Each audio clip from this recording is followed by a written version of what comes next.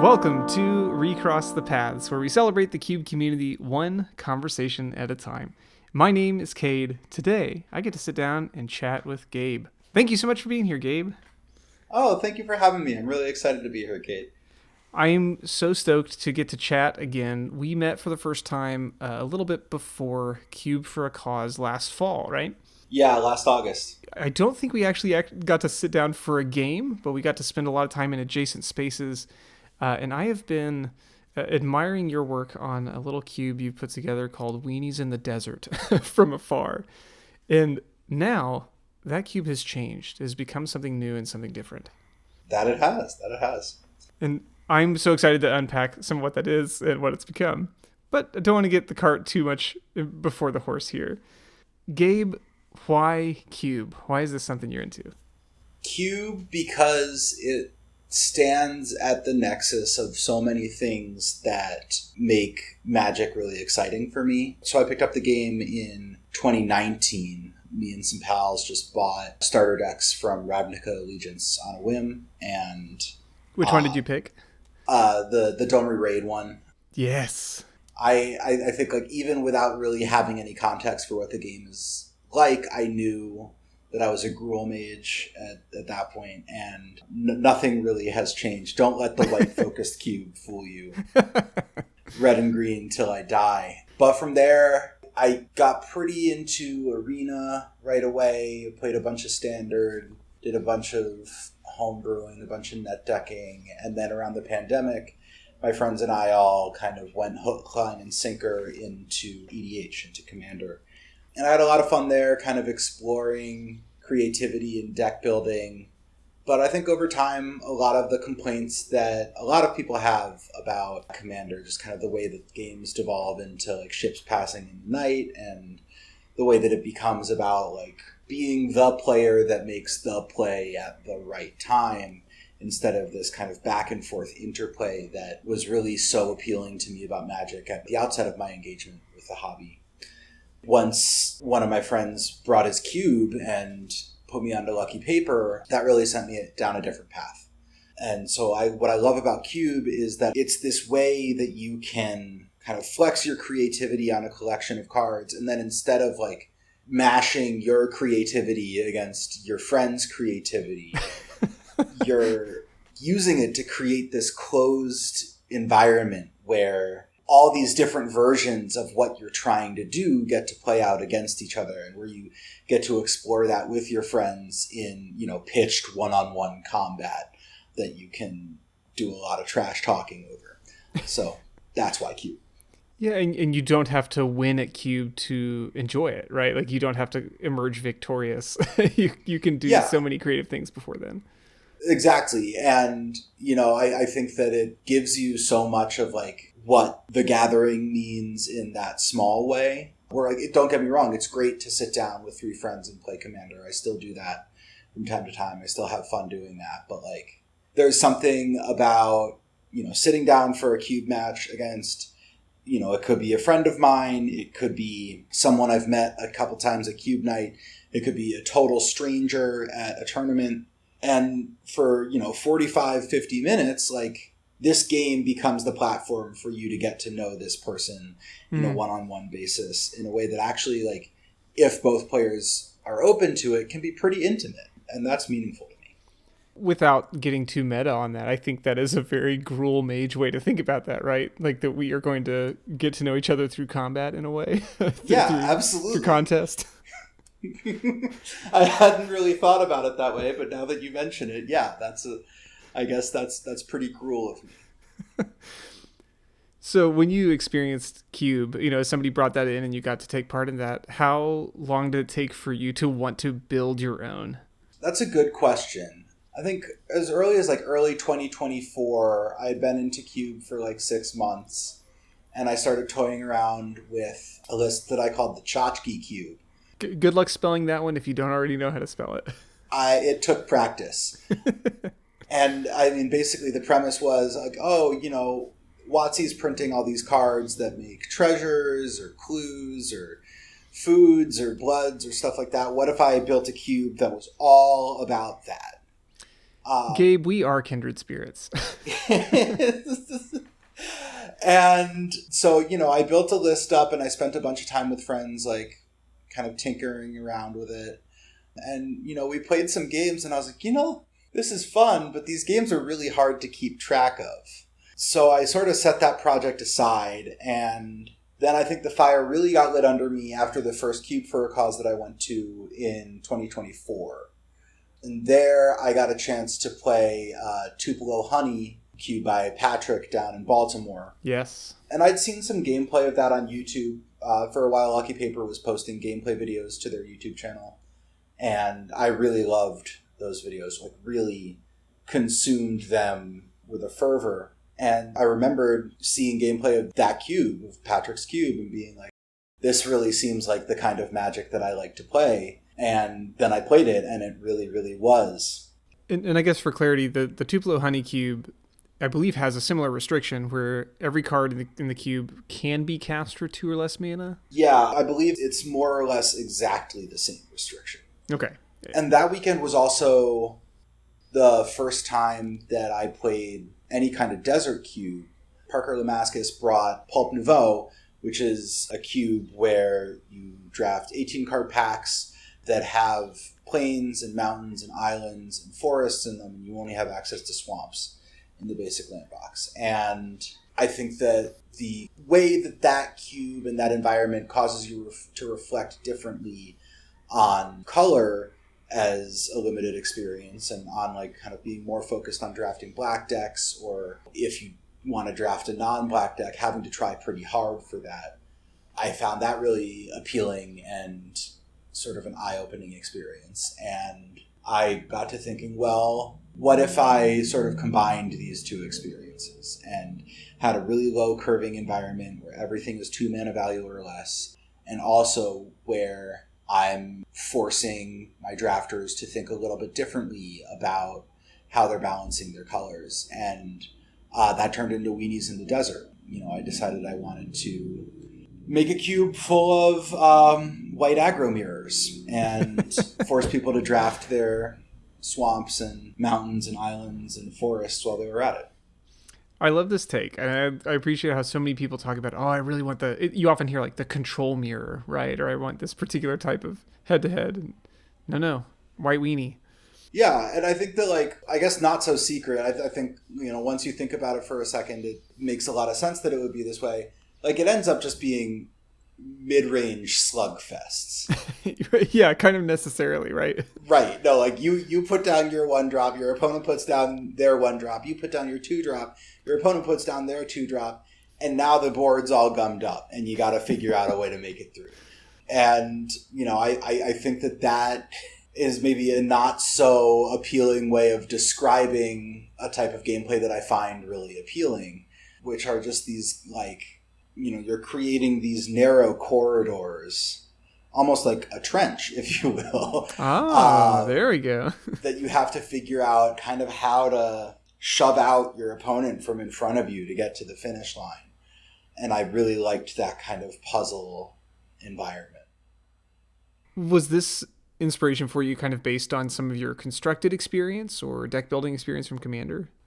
Definitely not my deck building experience from Commander. As a Commander deck builder, I was, and to the degree that I still build decks, remain very focused on like big flashy spells to my own detriment. Not many of those below 2 mana. Right, exactly. Like if it's not 5, I'm not interested. So in some ways, maybe even reactionary to that, but I definitely think I have some, constructed 60-card impulses that align pretty well with what Weenies and Trenchfight are about. I'm a Boros Heroic player in Pioneer, or I was back when I played Pioneer. I also really like Mono White Humans in Pioneer, I think that definitely comes through in the construction of Trenchfight. I think you'll see a lot of Mono White Humans staples in this cube list. So yeah, I think definitely was pulling from stuff that interested me on that front. Well, so you start from Weenies in the Desert, or I guess continue from this project. Mm-hmm. And that's where, when we connected last year, that was kind of that was where the project was, and now we're someplace else. Yeah. Would you, Gabe, give us the overview for the now Trenchfight? Sure. This is a low curving environment over indexed on white cards dedicated to exploring the range of aggressive strategies in Magic the Gathering, particularly through the lens of how white interacts with other colors. So, for instance, with white-green, there's like a solid amount of counters synergy. With white-black, there's a pretty strong aristocrats focus there. White-red is going wide and leaning into heroic. White-blue taking on a little more of a tempo focus. Really just kind of wanting people to take those low-curving aggressive decks and try to face them off against each other as they struggle to maintain card and board advantage. And you did suggest low curving. I don't know if we explicitly said that you have a pretty hard mana restriction. Yeah, every card in the cube has base mana value 2 or less. So I guess I'm not really giving people a choice. So yeah, there is no go late control deck the same way. Like you've got to commit to the board and you've got to get scrappy. Mm-hmm. Absolutely. You also have a really flavorful call to arms at the beginning of your overview that kind of captures that spirit that I really enjoy. Yeah, I felt like the best way to, get someone psyched up to draft it would be to open Cube Cobra and have somebody yelling at them. Outstanding. This is like your pep talk before 300. This is your setup of Braveheart or Gladiator, any of those. Right. I would say like Theoden before the Battle of Pelennor Fields. Yes. Or like Arlie Ermy in Full Metal Jacket. Somewhere between those two poles. You can decide how much white, how much honor you want in that mix for you. Exactly. You can be honored or demeaned. It's your choice. That's great. Well, let's dive into some of this. So, Gabe, why 2? I know you mentioned Tupelo Honey as the inspiration, but why did 2 stick for you? I think 2 sticks for me on the basis that, once you get to 3, like, things start getting a little big. Like, there are 4/4s for 3. There are, smaller creatures with really powerful enters the battlefield abilities for 3, which isn't to say that there aren't big 2-drops or that there aren't 2-drops with really powerful enters abilities. But to me, I think keeping things at 2 or less put me in a position where now I've got to think really hard about, what are the resources I'm giving people to interact on board? What are the resources that I'm giving people to advance their own game plans? And I think that on that kind of small games to big games spectrum that often gets talked about, when talking about Magic the Gathering environments, I'm a real small games guy. So starting out with that really small restriction felt like a good way to put players in an environment where every decision gets magnified. Because all of a sudden there's not, or I guess I should say there are a lot fewer ways to spend more than 2 mana. And that makes every mana that you spend that much more important. And I imagine also with a lower curve like this, would it be fair to think that more of the spells you draft, more of the cards you draft get played more often just because they're all excessively costed? Yeah, I think that's true to a degree. I think that the trade-off with going with everything 2 mana value or less is that, especially if you're not playing in blue, you run short on ways to see more of your cards. And in that context, I wonder if you don't end up drawing fewer cards a game than you would in a typical cube environment. That's interesting, right? Because you get some of the most powerful draw spells like Ponder, Preordain, Brainstormer in there. But yeah, you don't get a lot of the kind of restock and refresh type effects at 3, 4, 5 mana. No, you don't. And I think you also lose out on a good amount of ways to kind of accrue card advantage over time on board. Something like a tireless tracker or Overlord of the Bale Merc, or thinking at the high end of the power spectrum here about like Alelia the Blade Reforged. Sure. You know, these are more expensive cards that are, you know, just by virtue of their remaining out on the field, going to help you see more of your deck. And it's not that those cards don't exist within the restriction I'm working with, but they are fewer and farther between, and I think rather more modest in their effects. Yeah, like you've got to make do with stuff like Curiosity or Dusk Legion Duelist, something like that. Exactly, yeah. Dusk Legion Duelist is a great example where that can be a good advantage engine for you if you're playing really hard into that strategy. But it tells you as you're looking at the card and considering the environment you're in, like, okay, I'm going to have to look pretty hard at this. You know, and I appreciate that you mentioned that. There are some very powerful options here. Sometimes you think lower mana value means less powerful, and that's not really the case. It doesn't feel like. You got some of the things like Isolate or Spell Snare that play really nicely into that mana value question. Are there things that you've had to avoid for power level reasons? Oh, definitely. This started as like probably a 70% clone of Tupelo Honey that I swapped out some cards and then added cards to get up to the 432 I would need to run 3x18 like with Pulp Nouveau. And very immediately I was getting feedback from drafters on like cards that were to be avoided. I remember after the first draft I ran at our weekly Cube night, Dan Schneider, who is the best, just an absolute guy. Shout outs, Dan. We like Dan. Oh yeah, we love Dan. Dan pulls me aside after the draft is over, and he's laid out probably about 10 cards on his playmat. And he looks at me and he says, none of these cards should be in the cube. And, you know, there was Psychic Frog, there was Umezawa's Jite for sure, I think Emperor of Bones, Snapcaster Mage. None of these cards are in the cube anymore. It took me varying amounts of time to listen to Dan, though I really do believe all roads lead to listening to Dan. Get a clip of that, Dan. That one's for you. Yeah, that's my gift to you, buddy. You know, I think that the great project of the cube, even beyond any kind of decision-making around the desert conceit, the great project of the cube since I created it has been in removing a lot of the cards that are just more generically powerful at the mana value that I'm playing with. And there are still some in here, but I would say that, like, if anything, my focus is on what cards can I find that are powerful here and nowhere else. Yeah. So, you know, something like Eternal Taskmaster comes to mind, where, you know, you've got this card that is above rate on its power and toughness, and if you can keep it around on board, and if you have some other sacrifice stuff going on, you can really accrue a lot of value, get a lot of cards back in your hand with that.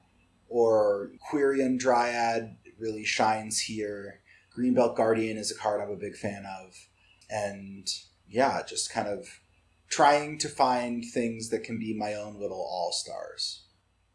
So with the cube being restricted at 2 mana value, do you have ways to try to get around the cap being at that 2 mana mark? I do, and I'm pretty persnickety about them. For starters, no X spells, with the notable exception being Engineered Explosives, which you're never going to cast for more than 2 anyway.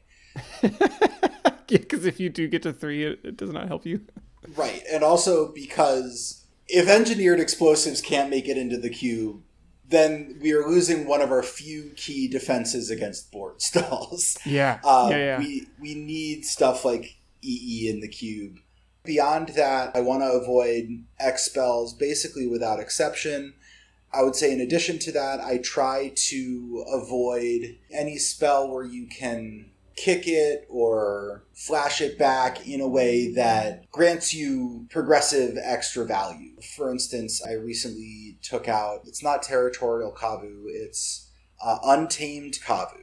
Yes. From Dominaria, the 2/2 with Vigilance and Trample? Yeah. Yeah, with Kicker for 3, and the Kicker turns it into a 5/5. It's not even that I think that is like a particularly powerful card here, but I just ended up deciding that I didn't really want people to, you know, pay 3 more into something and get that back in equal measure. So I think for me, like where I am creating opportunities for kicker or flashback, it's really where I can find ways to add additional effects into the cube. You know, flashback I like because it gives you card advantage, like with Sylvan Might, 1 and a green, instant, target creature gets +2/+2 and gains trample until end of turn. Flashback for 2 and 2 green. That isn't a great rate on the flashback, but at the end of the day, in this cube, you will find that there are just turns where you like need something to do with your mana. So I try to give that to people in small ways where it can help them accrue incremental advantage. Well, and you noted it is card advantage in a way in a cube that is more difficult to come by that. Yeah, no, I mean, I think especially flashback is a great example because a lot of them say, you know, cast the spell and then draw a worse version of the spell. And when it comes down to it, that's a great resource to have. This may be cheating to ask the designer, or maybe you're still learning the answer. How many lands should people be playing in a cube like this, you think? Absolutely still learning the answer. I think when I first put the cube together, I was thinking 14. 14 is too low. Unless you have like a really low curving deck, in which case, yeah, maybe 14. Aren't they all low curving decks, Gabe? But some of them are really low curving. I think, you know, most often you're going to find that your average mana value is somewhere north of 1.5. And I think when that's the case, generally you want at least 15 lands. We've got drafters in the playgroup who swear that 17 lands is the right move. Shout out John Clara. And I've seen people go 12 lands, which... Also, wow. I don't know about that. Yeah, that's kind of crazy to me. I think 15 is a good place to start and to kind of modulate as needed. But I would also add that like I routinely train wreck my drafts. So I absolutely don't consider myself an authority on the matter. You know, people will ask me like, oh, what's the best archetype in the cube? And I'm like, I have no idea. Why would I know? I put them all in there. They should all be good. Right. Or at least you should try. Yeah, I wonder, like, thinking about the land count, how important double spelling is, like being able to stack up more than one card at a time. It gets pretty important here. I think turn 3 is a real watershed turn where you can either, you know, remove an opponent's threat and then lay down one of your own, or maybe remove 2 of your opponent's threats, or even, you know, if you wind up with the right cards and are facing down the right threats, you could clear a board of 3 and then swing in. To me, that's really kind of the inflection point in the game where someone can kind of start to grab it by the horns and pull ahead. Well, speaking of doubling, or, well, double spelling, I guess, first, but doubling in general, you've chosen to break Singleton for just a couple of things. Notably, sure, yeah. Yeah, talk us through that. Well, where do you want me to start? The lands or the... Let's start with the creature, or I guess the non-lands first. Because there's one standout, of course, in Growth Chamber Guardian. Yeah.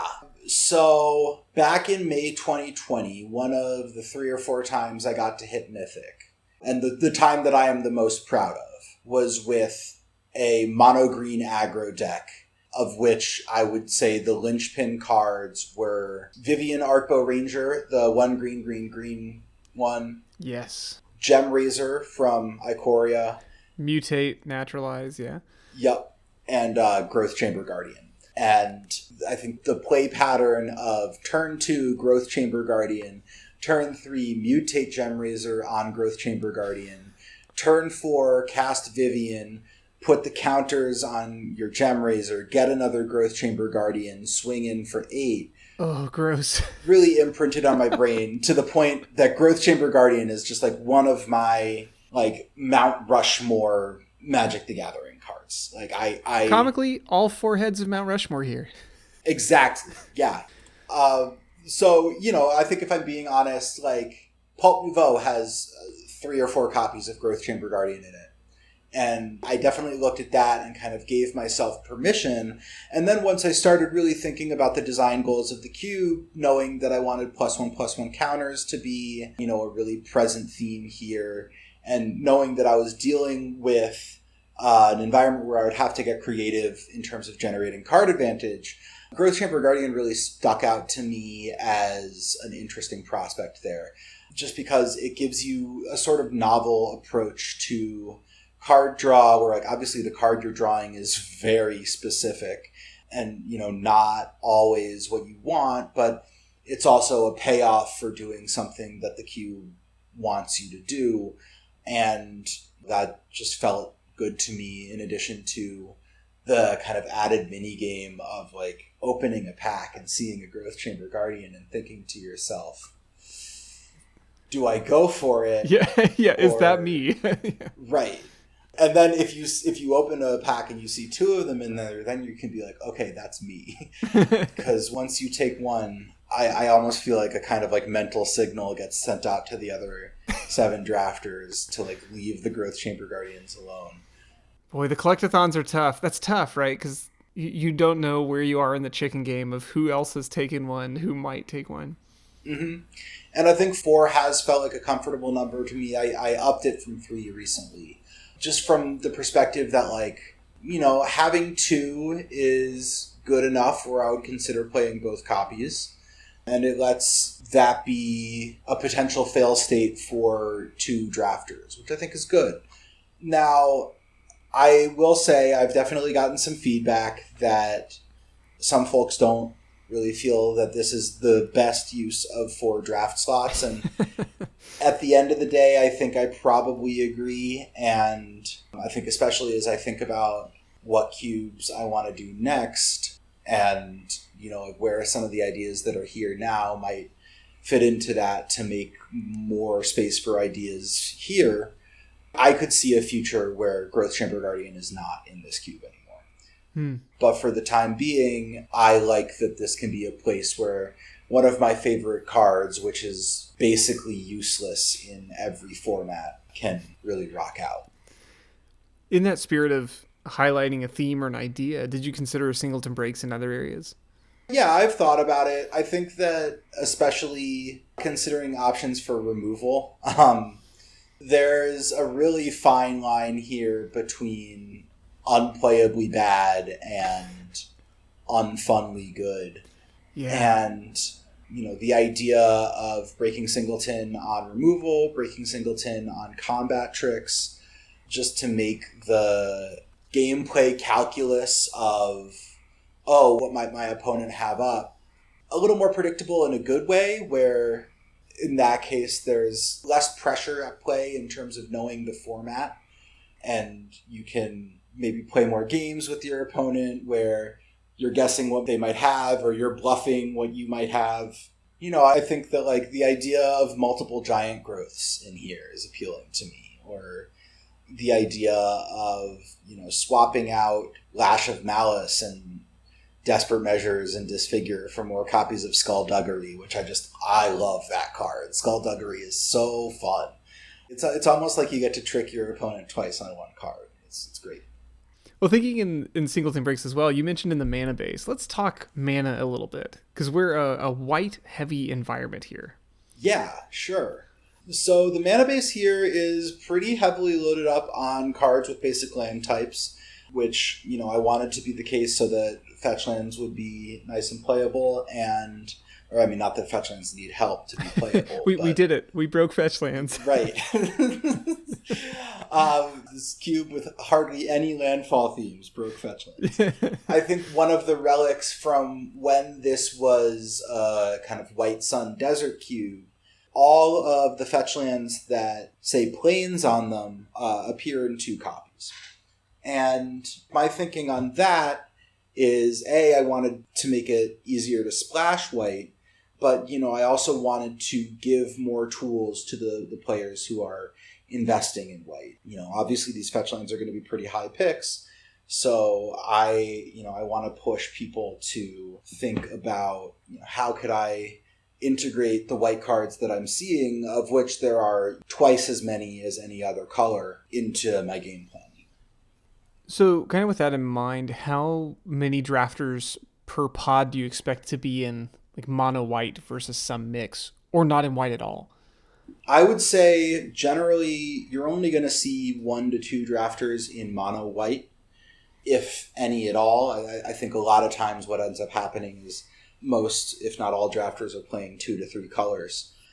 But probably at least half the table is going to be meaningfully in white, and 1 to 2 drafters might be splashing white amidst 2 other colors. And then, especially since we switched to Trenchfight, 2 to 3 drafters will be outside white completely. Yeah, does that change from the desert environment, the white sun, where you can only add planes after the draft? Does that change push people away from white more frequently? It probably does, though I don't know that I necessarily think about it like in those terms. I think when it was Weenies in the desert, I was maybe stranding people to white a little bit more, which is, I think, a valid design approach and an exciting thing to do, and makes, the prospect of not playing white almost like a fun dream to live. Whereas in Trenchfight now, it's just like an option you have. Like, you can totally play an Izzet deck or a Gruul deck or a Golgari deck or whatever. That flexibility is like worth something to me. I think that there are a number of different little synergy packages here, and a lot of them touch white. And I think for that reason, I feel pretty confident that the white decks will shine through with or without the desert conceit. Gabe, was Domain on the menu for you before or after you built the mana base? Domain has been on the menu the whole time. I love Domain. Domain is one of my favorite ways to play Magic the Gathering. We've got Tribal Flames in here. That is one of my favorite cards. You haven't lived until you've cast a Tribal Flames on Domain 5 to hit your opponent in the face out of nowhere to end the game. That's just like tops for me. Unfortunately, the number of Domain cards has kind of been decreased over time.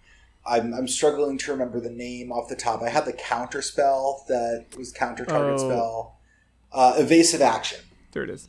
Counter target spell unless its controller pays 1 for each basic land type among lands you control. I really wanted this to be good here, but the reality is that a soft counter like that in an environment where, by turn 4, your opponent is casting a spell with 3 or 4 mana up guaranteed, it turns out not to be that good. Yeah, that's true. Oh, I didn't think about that. Like, yeah, your quench variants or miscalculations just get so much worse. Mm-hmm. And that's, I think, on top of kind of more general modulation of the quality of counterspells that this environment generates, where, like, one of the big ways you can accrue an advantage off of counterspell is, your opponent casts Titania, paying 5 mana for it, and you counter that with a spell that costs 2 mana. That kind of difference in what you spend on those resources, I think almost whether or not you're using something with the other 3 mana you have up at that time, creates a big tempo swing.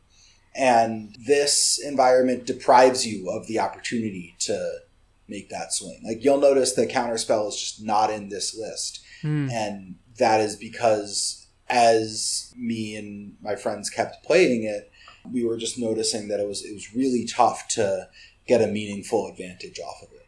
Yeah, I think at the time of recording, I don't believe there are any counterspells higher than 1 mana. That is correct, yeah. Right now, the hypothesis that I'm testing is that a spell like Turn Aside, 1 mana counter target spell that targets a permanent you control, is going to end up being more useful to you by virtue of its protecting your thing than Counterspell could be to you in countering like a Heartfire Immolator or something. That's so interesting. Well, I love that concept that you're exploring about kind of this exchange of value that different decks in cubes with a broader range of mana cost are just playing on different axes. And this puts everybody in such a close space that you have to engage in a different way. And that's definitely the objective. Is I'm not shooting for like normal feeling Magic games here. I'm trying to create an environment where people are going to have to evaluate some stuff in some new ways. I love it. Gabe, I'd love to spend a moment to talk about the transition from Weenies in the Desert to Trenchfight. What caused this change to come about?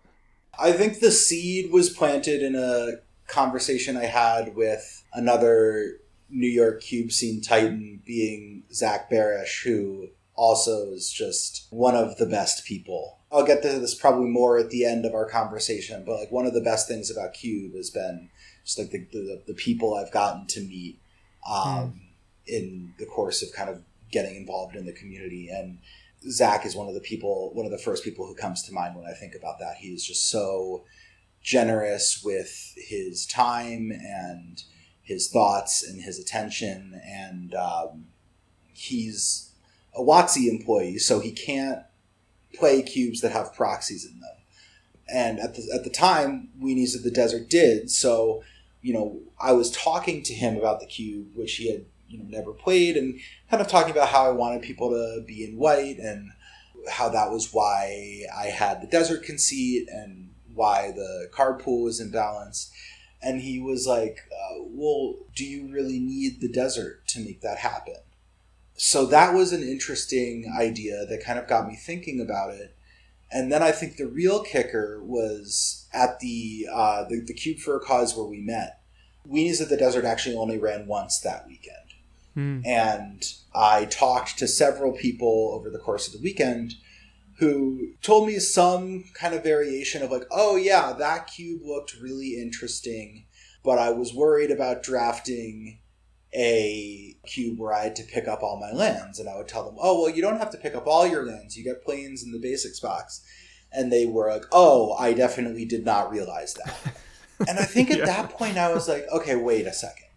I've got this cube where the card balance is skewed towards white and everything is 2 mana value or less. And I'm having people draft in packs of 18. And there are only planes available in the basics lands box. Like, am I creating an environment that requires too much explanation? I think at that point, I kind of was like, you know what? Let me test this without one of those things, or without two of those things, really, because once I de-deserted the cube, I lowered the pack size down to 16, which is still not normal, but I just like 16. A little closer to normal, I suppose. Yeah, seeing every pack twice feels pretty nice. There you go. And I think Zach was kind of right, where, like, it wasn't just the lack of anything other than planes in the basic land box that was making people play white. It's the fact that I'm showing them twice as many white cards as any other color. I think that made me just, like, feel a little bit liberated to explore synergies a little more fulsomely, because now I'm not asking drafters to think about, do I need this basic land? So with that extra design space, that freed me up to, invest a little more in heroic, invest a little more in enchantments, invest definitely a lot more in aristocrats. I would say that's probably the big change since it became Trenchfight, is that aristocrats is a much better supported archetype now than it was before. I hadn't thought about that idea much, where if you're thinking about synergies in a draft like this, you have A plus B, but the C is always the lands for them too. So you have to pick so much to make any archetype viable like that. Mm-hmm. And I think that was really eating up a lot of complexity budget for me. And I think that it's been really beneficial to free up that space for myself. Are there elements of the desert version of this cube that you miss?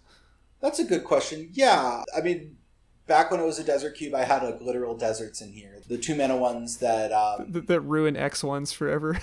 Exactly. And I had Sand Scout too. Sand Scout's a 2 mana creature, 1 and a white for a human scout, 2/2. When it enters, if an opponent controls more lands than you, search your library for a desert card, put it onto the battlefield tapped, and then shuffle. And then whenever one or more land cards are put into your graveyard from anywhere, create a 1/1 red, green, and white Sand Warrior creature token. Nice. This ability triggers only once each turn. That sentence is the bane of my existence. Magic the Gathering. And it's always buried at the end of a line of text. Right. No, you read it like, this is sweet. This is so good. Oh, just once. Okay. It reminds me of that like famous YouTube video where a guy is like narrating for his dog, and he's like, "Well, I took some bacon, I put it on the stove, and I cooked it up until it was really crispy, and then I ate it." And then the dog goes, "Oh no!" That's what that sentence does for me. But I really loved this card. It filled a lot of really interesting space that once we were out of the desert conceit just like did not need to be filled anymore. So it got cut. But, you know, I really love kind of the leveling of the playing field that comes from desert cubes. I'd like to think that some skill gaps get bridged a little bit just by the virtue of like everybody's fighting for their life. And I miss that about the cube a little bit. But I think the friendlier environment that I have now maybe suits the play experience that I want people to have playing this particular cube a little better. That's good. Well, and then the fight can happen more on the battlefield than in the draft portion. Exactly. And you mentioned also that it switched around some of the archetypes you're able to pursue. Does it feel like the cube plays in a significantly different way since the change also? Honestly, I've been surprised by the degree to which it doesn't. There's definitely some difference to the textural experience, I think particularly regarding the black cards. I think now that I've felt like, okay, well, I can really ask my players to invest more deeply in some synergies, particularly in like the aristocrat synergies. The introduction of that deck to the kind of playing field, I think has kind of changed the texture of the cube and given it a worthy boogeyman for other players to try to get through. I love that turn of phrase, a worthy boogeyman. Every cube's got to have a boogeyman. Not even like you have to design your cube so it has one. I just think by the virtue of the practice of design, like you're going to end up with a best archetype. Yeah. And I think your cube will generally like be a more resonant experience if there is something discrete that people can be like, well, that is the thing that I have to be. That's interesting. You know, I've heard ideas like that when you talk about trying to balance a cube, when you're trying to shave off rough edges. If you keep cutting out your highest power spikes, there will just be a next highest power spike, and that one will also, you know, draw people to it. So you will always have a boogeyman. You're right. And if you've got something that's coming out on top, I think it, at least in my like weird lizard brain, it also makes me feel like I have like a little space on the bottom to be like, okay, well, I don't really know what to do with this color. So I'm just going to kind of release myself of the obligation to do that. And then there's a nice little symmetry where there's a best color, which in this case, I think it's probably Orzhov, or best color pair. And then a worst color pair, which here I think is absolutely Simic. I don't totally know what I'm doing with Simic, but when I figure it out, it's going to be great. Always opportunities. Exactly. Well, Gabe, as you're thinking about Trenchfight, where it's come from, where it is, where it's going, what advice would you want to share from your own journey with other designers as they're considering their own projects? My first advice is just like make the thing.